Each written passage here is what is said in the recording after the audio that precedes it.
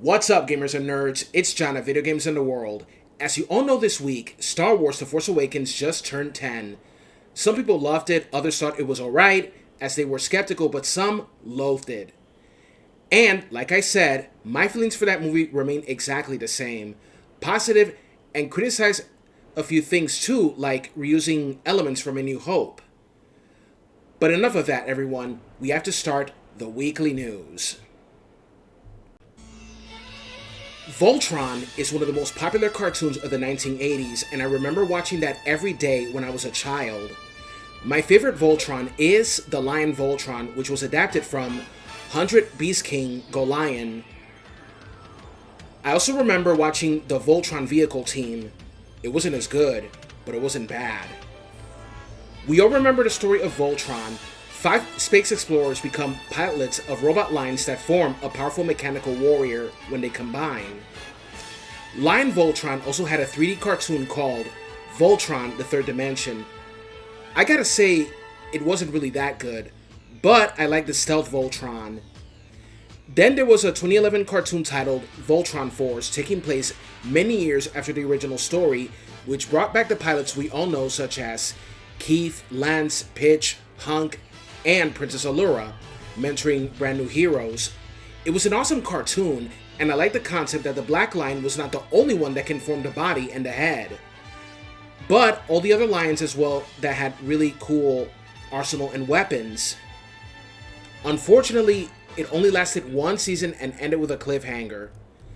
So much potential squandered. Still, that cartoon brought old and new fans together, seeing these familiar pilots mentoring the new characters to pass it on to a new generation. 9 years ago, Netflix and DreamWorks brought us Voltron: Legendary Defender. I still remember that it premiered on my 30th birthday, and I saw the whole first episode. First season started out slowly, but as the show went on, it got better and better. And in my honest opinion, Voltron is so much better than the Power Rangers. Way better. Now, about 2 months ago, there was a test screening for Amazon's live-action Voltron going over well, according to Mr. H Reviews. This movie has been quietly in development for some time, and reports suggested that Voltron is going to be positioned as a direct-to-streaming release on Amazon Prime Video, not a theatrical release. Producers then said that its release plans are still undecided. So according to this leak, the Voltron movie is not a reboot, but a direct sequel to the classic 1980s cartoon, packed with callbacks and references to the original lore.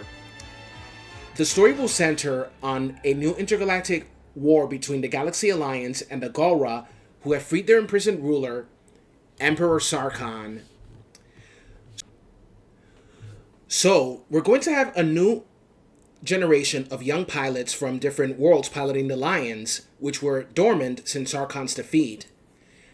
The main character is Mac, a young man from Earth who discovers one of the Voltron lions buried in a cave near his home. It turns out that Mac has a personal connection to the lion and is the son of a former Voltron pilot. It could be either Keith, Lance, Hunk, or Pidge. Henry Cavill, who we all remember for his role as Superman in the DCEU, plays a small, supporting but important role as the son of Princess Allura and is the king of planet Altea. Playing Emperor Sarkhan is Sterling K. Brown, and Rita Ora is playing Hagar, the Dark Witch. Since they're making a Voltron movie, I'm going to say one thing: don't screw up. Because The Force Awakens turned 10 this week is full of Star Wars news, everyone. Now, last week we saw the Game Awards, and we saw a lot of new games announced in development coming next year and beyond, and even Star Wars got into the action as well. Star Wars is one of the biggest franchises of all time. Since its first movie, A New Hope, Star Wars has spawned more movies, TV shows, novels, comic books, cartoons, roleplay games, video games, and tons of merchandise as well. Star Wars had a lot of video games. Some were loved, others loathed. The Star Wars games that I love are the Super Star Wars games for the Super NES. Shadows of the Empire, Rogue Squadron, The Force Unleashed 1 and 2, Knights of the Old Republic 1 and 2, the Clone Wars, Jedi Fallen Order, Jedi Survivor, etc. Still, I am plenty pissed off at Disney for the cancellations of The Force Unleashed 3, Star Wars 1313, and the Darth Maul game as well. Damn you, Disney. Oh well, what are you gonna do? Nothing. Can't do nothing about it. Now, these are the following Star Wars games that are in development coming next year and beyond from various acclaimed developers. Star Wars: Fate of the Old Republic by Argonaut Studios, another Old Republic era title in development. Star Wars Galactic Racer by Fuse Games, a racing title with new vehicles confirmed for 2026. Respawn brings Star Wars Jedi 3, the concluding chapter to Cal Kestis' story, anticipated around 2026. Star Wars Zero Company by Respawn and Bit Reactor, a turn-based strategy game set in the Clone Wars focusing on squad-based secret missions expected in 2026.